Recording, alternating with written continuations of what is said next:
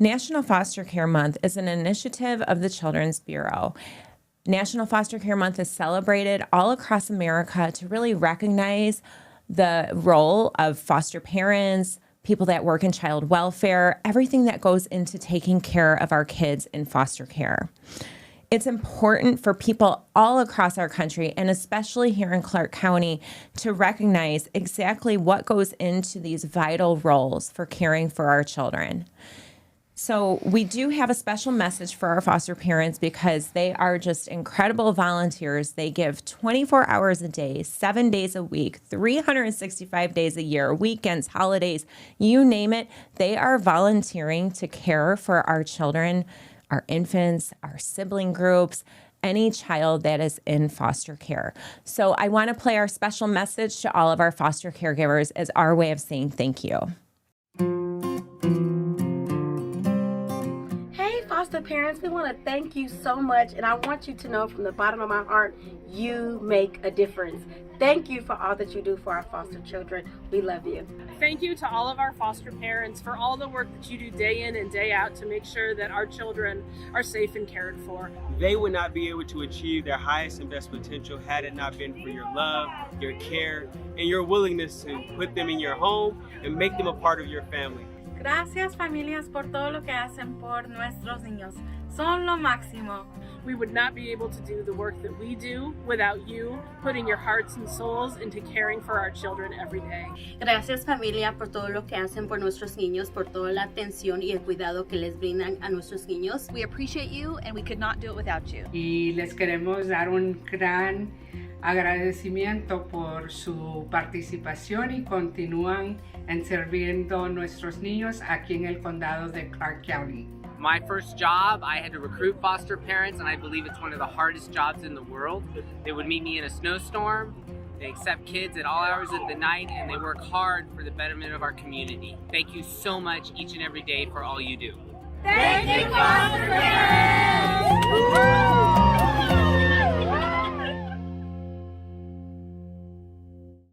Today, I'm joined by the Director of Clark County Family Services, Jill Morano.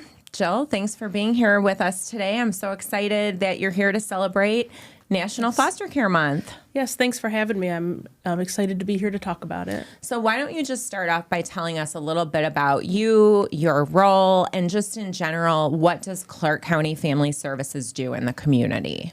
Sure. Well, like you said, my name is Jill Morano. I'm the director for the Department of Family Services, and we are the local child welfare agency for Clark County, Nevada. We have a bit of an unusual structure in this state where the child welfare agency here is only responsible for activities that happen in the county, and the state runs child welfare in the rest of the state, and then Washoe County runs their own child welfare agency. So it's a little bit different than other states, but really we're responsible for three primary things. We're responsible for the safety, the permanency, and the well-being of children. And so what that looks like for us is that we respond to reports of abuse and neglect. We assess the families and determine what kind of services and supports that they need so that they can safely maintain their children in their homes. So that's really our first goal. If we're not able to safely maintain children in their homes, then we seek relatives that can provide care for them. And if we can't find relatives, then the children come into foster care. And so once they come into foster care, that's when you have typically what we would consider like unrelated people who are caring for the children. Beyond those kind of services, the other things that we do really is to support reunification. So while children are in foster care, we're working with their families to see if we can safely reunify those children. And if we can't reunify the children, that's when we look to other permanent options such as adoption or guardianship. Well, Jill, you have quite the responsibility overseeing these major processes, really strengthening families, making sure that kids are safe. And I do think that it's interesting, and we should point out, too, like you said, we're one of very few states that the role falls into the county's hands. So I think that's something different that we need to consider. So we really do take on that role for Clark County in ensuring children's safety and making sure that we're strengthening families and supporting reunification. And because the goal is always reunification, right? Yes, absolutely. I think it's really important for the community to recognize that foster care is temporary. The main goal and the idea is that children will come into foster care.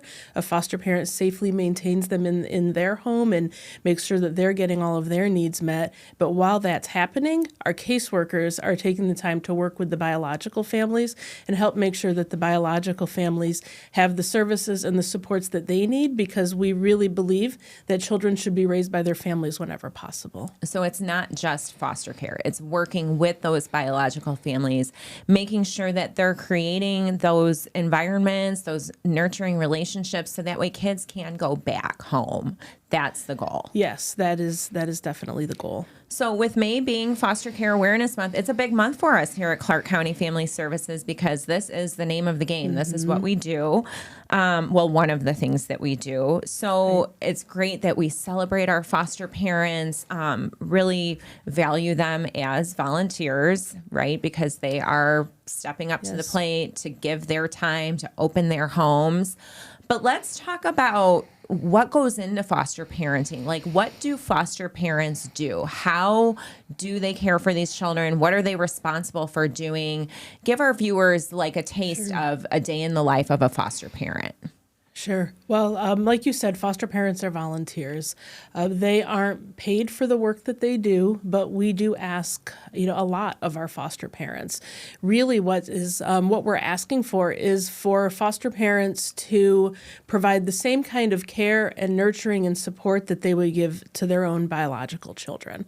So that's things like getting children up and getting them ready for school, making sure they get to school, helping them with homework, reading them bedtime stories, taking them to doctor's appointments, all those normal things that you would do with your own children. There is probably the biggest difference is that there's other things that we ask foster parents to do to help support that reunification process. A big one for that is supporting visitation and coordinating visitation between the biological family and the child. And I know that when it's safe, we want the families to have like the least structured visitation. So that might look like meeting the biological family at the park, or, at a restaurant for dinner. Or I know that I met one family that was actually reunifying, and they said the foster dad did such an incredible job, because he would invite the other foster family that had the 4 youngest kids. He had the 5 oldest kids. So it was a family of 9 kids. And he would invite the other foster family over, the bio mom and dad over, and every Sunday, and they would cook this big giant meal together. And it was this huge bonding for everybody involved. So, but I know that sometimes it's not so safe. So we offered visitation through our center. Sometimes we offered therapeutic visitation. But how does visitation play into strengthening that family and reunification? Like, what does it do for the families? Yeah, I'm glad you brought that up, because there's many different ways that visitation can happen and many different things that visitation can look like. Now, if there are safety concerns or any sort of an issue where there's a need for it to be monitored, then that can occur in one of our county-run visitation programs. There is also therapeutic visitation when there is sort of a mental health or a behavioral health component that needs to go along with that visitation.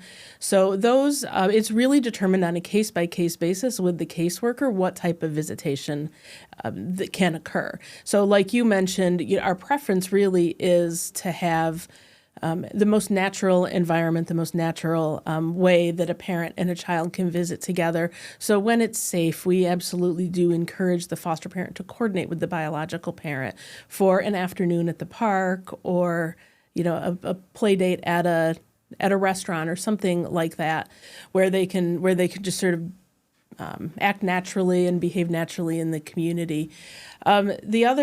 The other thing, though, about visitation is, like you said, it's an opportunity for a foster parent to sort of model for a biological parent, like what appropriate relationships look like, what good parenting looks like. And so anytime, that's really our preference, is anytime that a foster parent can really actively engage in helping and supporting that biological parent through the visitation process, it's ideal. The other thing that we know is when that kind of bond can happen between a foster parent and a bio parent, that the reunifications happen more quickly and they're more successful.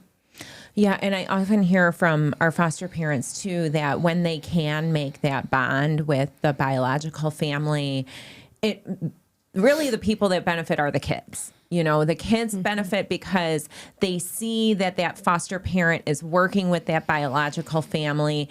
They can feel that, you know, the kids can feel that relationship building. They are supported by both sides, you know, by everybody involved in their lives at that point.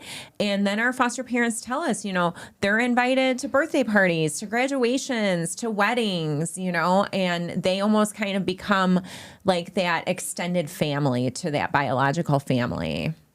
Yeah, that's really the best case scenario. And some of my favorite stories that I hear, or my favorite things that when I've talked to foster parents, even, you know, what they seem to find the most rewarding is when they were really able to help a parent to be able to safely return the child to them.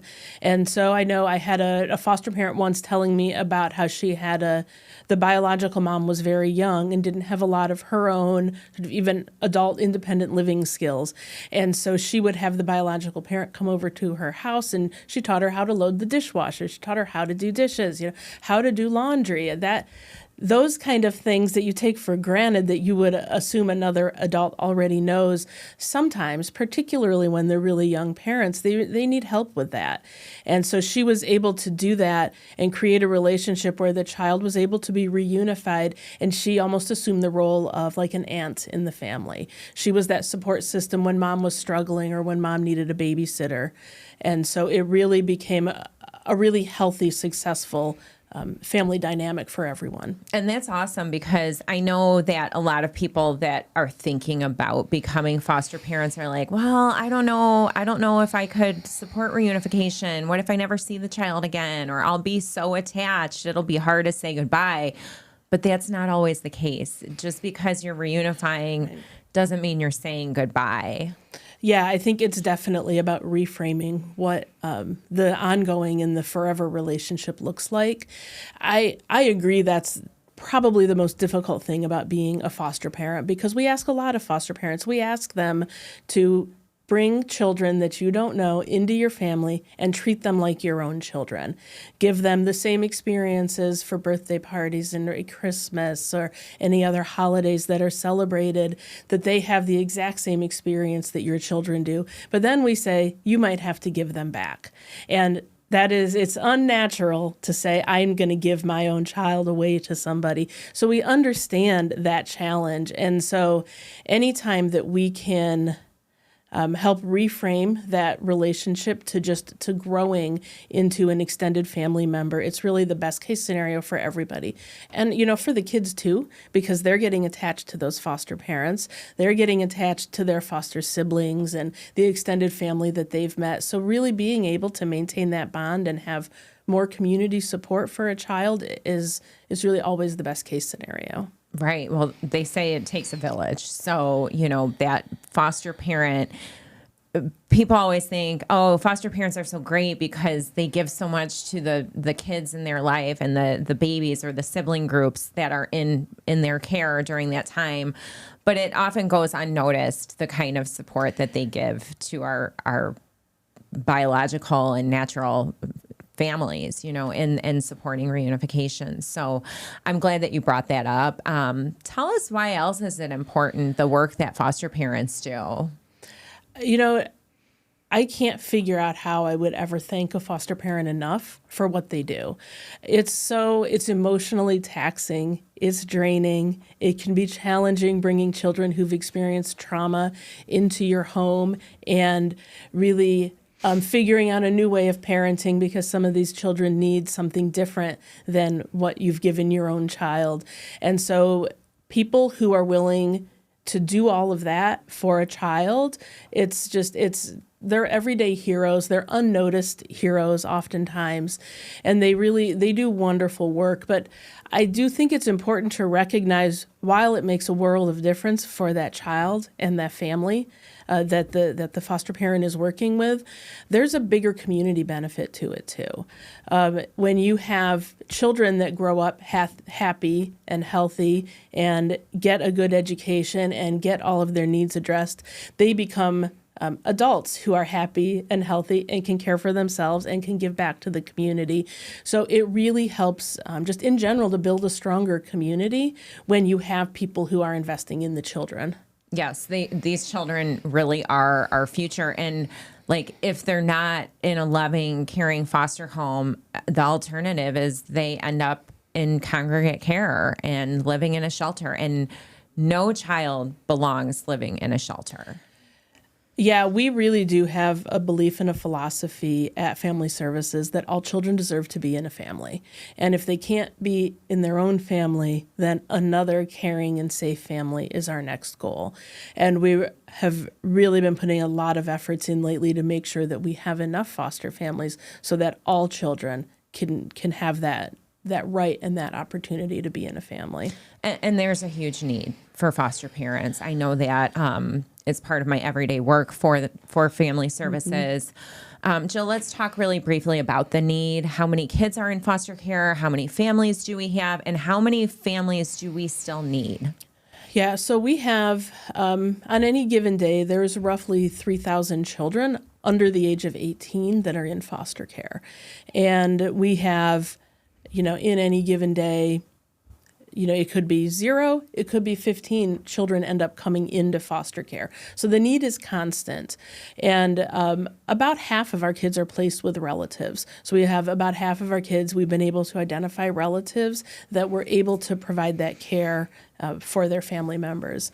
The other half are placed with unrelated people in foster care. The problem is we have less than 400 foster homes that are in that sort of unrelated people category.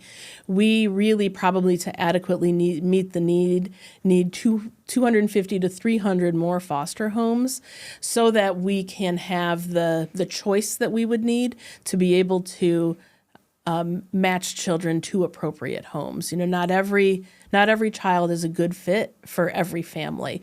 And so being able to have that choice and that ability to place a child in a home is really a big need. So we have, as of currently today, around 70 children sitting in our shelter because we don't have homes for them. Wow. And that kind of experience being at the shelter, that's traumatic. And these kids have more than likely already suffered from some traumatic incidences. They're all in foster care because of reports and investigations due to abuse and neglect situations. So when we're able to find foster homes where kids can live with families, it reduces that amount of trauma for that child. So it's really important that, if you've ever thought about becoming a foster parent, now is the time. We pretty much need to double the amount of foster homes that we have. So we've talked briefly about the role of the foster parent. You're a 24-hour volunteer, but do foster parents receive they get a financial reimbursement? Can you explain the financial reimbursement portion to fostering?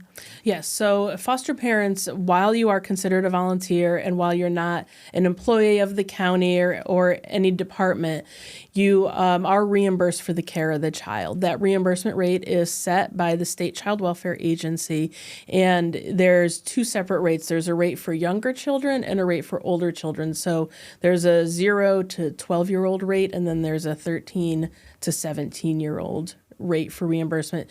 You're also provided additional funding at the beginning of school for school supplies and for other personal incidentals. So children are provided an allowance.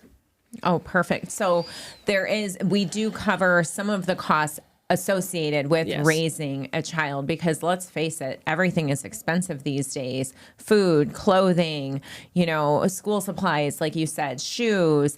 personal care supplies. So that reimbursement rate, I think people are confused. I've heard misconceptions of people saying, oh, foster parents are in it for the money. And I always tell people, well, would you do jury duty for the money? Because a foster parent is reimbursed less per day than you sitting in jury duty for a day. But you're with those kids 24 hours a day, 7 days a week. So it really is the love and the kindness and the caring about these children in our community.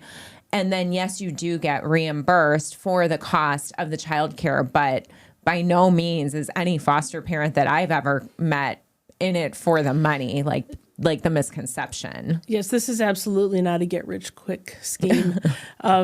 You're paid, I think it's roughly $1.10 an hour or something if you're looking at it, on a 24 hours a day basis. So it really is just for the care of the children. But I'm glad you brought up shoes and other things. We do events throughout the year where foster parents are provided certain items also for the children in their homes. So like at the beginning of school, there's a back to school drive and everybody can get a backpack with some supplies in it. You can get a new pair of shoes. We have some great partners that help us with like providing back to school haircuts and things like that for kids. So we do try to help compensate for those costs that foster parents undergo by providing services like that. There's also many businesses in the community that will give discounts to foster parents so that they can bring their kids to fun activities, because taking multiple children to the movies or to the science museum gets a little expensive. So we have some great partners that will work with us and make sure that foster parents can still have those good experiences with their children. Yeah, because we want to try to provide as many of these like normal childhood experiences for our kids. I'm glad you brought up the museum. The Museum for All Pass is available to all of our foster caregivers. So you can bring kids to really any museum that participates in Museums for All. And I think it's like a $2 or $3 charge per person then when you have the Museums for All. In addition to the back to school, we host a really huge holiday toy drive at the end of the year. So we do provide assistance during the holidays, make sure that those kids can get some really cool gifts, or for our teenagers, our gift cards. And then we have our donation center too, Peggy's Attic. So Peggy's Attic, what they do is provide kids at the time of placement like a starter pack, a week's worth of clothing and personal care items. If it's a baby or an infant, like diapers or formula, but that's all run on donations. And so if anybody out there is watching and wants to donate, very gently used, like very good condition, new is preferred, but very gently used, clothing or toys, please get in touch with Peggy's Attic. It's 702-455-5424. We've also worked hand in hand with businesses that have run diaper drives for us, or formula drives, or have donated for like our high school graduation event for our high school seniors. So there's a lot of great support that our foster parents get, both from within the department, the reimbursement rate, and then tons of community groups out there that support our foster parents. So do you have any, I know you shared a special memory of this family that reunified. What other special memories do you have? I know you've worked in child welfare for how long? I've been in or around child welfare for over 20 years now. Wow, Jill, 20 years. So you've really dedicated a large portion of your career towards helping children. What kind of memorable stories do you have throughout these 20 years? What continues to amaze and impress me is foster parents who will go above and beyond for their foster children. So we'll hear stories of foster parents. Maybe you have a foster child who's maybe really into dance and wants to do competitive dance, which is, outrageously expensive for anybody.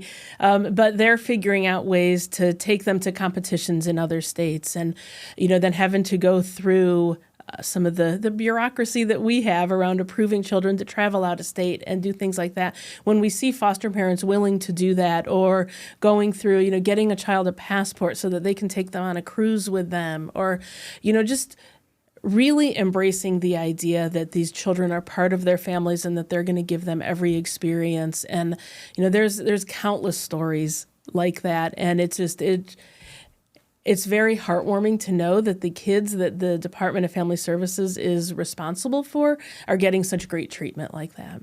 That's awesome. So when you welcome that child into your home, they really do become a large part of your family, and you're bringing them on vacations and you're going to the movies, or you're getting them involved in following the child's interest, right? Like the child comes to you and says, "Hey, I want to try basketball camp." So we see foster parents saying, where's the basketball camp that I can enroll them in? So we love that when kids get that normalized experience. Yes. Because some of our kids have never been out to eat. They've never gone to the arcade. We had, at our holiday time last year, we hosted a holiday party at one of the arcades here in town, and a couple of siblings came in, and they looked so wide-eyed, like as if we were in Disney World, or someplace just incredible.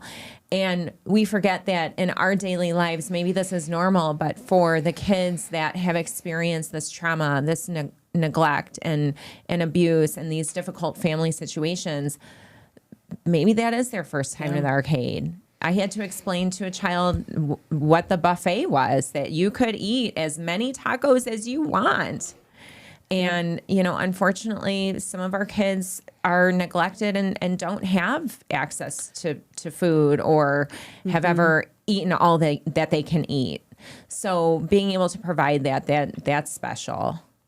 Yeah, you were asking about good memories or, stories that I've heard. I was at an event once and talking to a child who had been recently placed in a foster home. And when, I asked her how it was going, she said, "I don't have to eat cereal for dinner." And so I think sometimes you don't realize the little things that make a big difference to kids, that we have kids who have never had a birthday cake, but they get one when they get into their foster home. And, they get to pick out what they're going to have for dinner. And it can really be life-changing for a child that they get to see that there is a different opportunity for them out there, that there is a whole nother experience that they can have in life, that it's not just about surviving, but that they can actually get to a point where they can be thriving. I love that. Not just surviving, but thriving. And I think that's really the key to this magical work that our foster parents do. I've talked with foster parents before that say, the best part about it for me is when a child comes into my home and they're kind of sticking to themselves, and, they don't really open up, and they want to spend time by themselves or whatever it might be. But then by the time they reunify, they've seen this child kind of like unfold and grow into the person that they're becoming, and become more social, become more active in the family. And to see this child just kind of bloom throughout the course of their time with these foster families, that's got to be rewarding. Yeah, and I think that can also be one of the hardest things, because I think sometimes, as a foster parent, you're ready for a child to come into your home, and there's so many things you want to offer them, and they may not be ready for it because of what they've come from, because of how new and different everything is. And that patience, the need for patience in a foster parent cannot be understated, because they really have to be ready to meet those children where they are. And we have great foster parents who just want to shower these children with love and gifts and experiences and togetherness. And you have kids that sometimes don't want that right away or ever. And but still being able to be there for them. I think that sometimes foster parents may not even realize the impact that they're having, that a child may be distant and, maybe withdrawn and in their room, or not really wanting to engage. But what we can't see is what's going on, the healing that's happening in that child's head while they're being given that safe space. And so it's amazing work.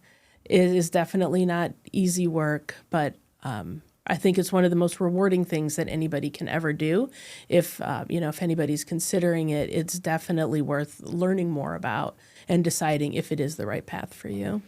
And so we've talked mostly about the people that choose to be foster parents, right? They've seen our podcast or they've come to our information session, and they've gone through our traditional training and become licensed in a traditional way. But there's other circumstances that, like our relative or our fictive kin caregivers, where they become foster parents, not necessarily by choice, but they might get a phone call during an emergency crisis situation, and these relatives or family friends or maybe sometimes even teachers will step up to the plate and say, well, I don't want them going to Child Haven. I'll come and pick them up. They can come and stay in my home. So talk to me about like the importance of these relative caregivers. Should they become licensed? What does that process look like for them? Just tell me in general the situation, because I know you said about half of our kids go to relatives. So that's huge. So what do you have to say about this? Yeah, no, I'm glad you brought that up because, yes, about half of our children are placed with relatives. But the really concerning thing about this is probably only about 30% of our relatives are licensed. And I think it's really tough because relatives are signing up for something that they probably weren't even thinking about doing. They're sitting at home on a Friday night talking about which restaurant they want to go out to dinner to, and then the phone rings and we're saying, "Hey, guess what? Your niece, your nephew, your granddaughter, your grandson just had to come into foster care. Are you willing to be a placement?" And so they haven't had the time to process it and think about it and understand really what they're getting into before we're asking them to dive right in. And I think the complicating factor for relatives is that it's their loved one that's going through a struggle. It's their loved one that's having to get involved with the child welfare system and have their child removed from them. And so it makes, there's even more emotions because that side of the that side of the situation is happening so close to you. And so we really do encourage our relatives to get licensed and to go through the process, because it's not just about once you get licensed, you can get a payment, but you go through a training, and that training helps to give you more education around what your family's going through, what the system looks like, what you're going to be asked to do as a foster parent. So it gives you a lot more information and insight into the struggles that your relative is going through as they work their way through the child welfare system. And so you have that extra knowledge base so that they can they can do more and do better for the kids. And you also then receive the foster care stipend just like any other foster parent does. And, we hear from a lot of families, this is a family situation. We need to keep it in the family. We don't want, that government involvement. But it's really about making sure the children are taken care of. It's not a handout. It's not welfare. It's not something that has a negative stigma attached to it. It's really just wanting to make sure that you have what you need to take care of a child that you weren't anticipating caring for it, that you weren't anticipating having to budget for. So we really do encourage our foster parent relatives to avail themselves of all the supports that we have. And we have some great community partners that work with us on helping our relatives. Absolutely. And I think, you brought up a good point. It's not a child that you were planning to budget for. And so sometimes relative caregivers could be grandma or grandpa or great auntie or a great uncle that might be on a fixed income, right? And so we hear, oh, I don't want the involvement. Well, if the child has an open case with family services, there's already going to be involvement. Yes. And so the best case scenario really is to be open to family services to help strengthen your family. Let us train you on how to work with our department, but also how to help your child that's been through a traumatic situation. You learn that in training. You learn, how to respond, trauma-based parenting. So to any caregiver out there that is not licensed and doesn't want the involvement, what is your message to these caregivers? So, I think you stated it very well. We're already involved. For better or for worse, we're here. And so the most, the opportunities that you would have to gain the tools and the tips and the tricks and the financial support, we really encourage it. We find that families that take us up on those offers are much more successful with the children. We actually have a fairly high disruption rate of children who have been placed with relatives. But what is different is it's the relatives who aren't licensed that disrupt more often than the relatives who are. And we attribute that to the additional supports that come with having a licensing worker that you can reach out to, getting that financial support and having that additional training. And so when you think about it that way, it's much better for the kid, because when a child has to be disrupted, they're often ending up in the shelter. And we don't want that for any child. And I know relatives don't want that for their grandchildren or their nieces or their nephews or whoever it might be. And so for people that are watching today that don't necessarily know the terms or the jargon, explain disruption. So a disruption is what we refer to when maybe a child is placed in a home and that caregiver decides or realizes that they can no longer adequately care for that child. So what happens then is they call us and we will remove the child from the home. We refer to that as a placement disruption. Okay. So, and I've seen the data. I know we've talked about it before, that, and you mentioned it too, that we do see kids coming back to Child Haven from our unlicensed relative or unlicensed fictive kin caregivers. So, while in the time of crisis, you say, yes, of course, I will come get my granddaughter, or, I will take care of this child in my home, thinking about that longer term care. It might not just be overnight. It might not just be 2 weeks, throughout the court process, it can take a little bit of time. So please, relative caregivers that are out there, please accept this help and become licensed, go through our training. Okay, let's get back to some positive messaging. We're going to wrap it up here, Jill, because I think we've had a really great conversation talking about some of the aspects about foster care that people might not understand, the role that foster parents play to our biological families, that kind of support through visitation, just the day-to-day, and how good it feels when we see families reunify. So what about our partners and our team? How important are they in this situation, and what sort of messaging do you have to our team and family services, to our community partners that support children in foster care? What would you have to say to them? Well, I think this also goes back to something you said earlier about it takes a community and it takes a village. And this is not a job that any one person can do. And we do need all of our community partners, our foster parent support networks, our relative support networks, all of our community providers that are out there advocating for children, whether it's the children's attorneys or the children's advocates through CASA.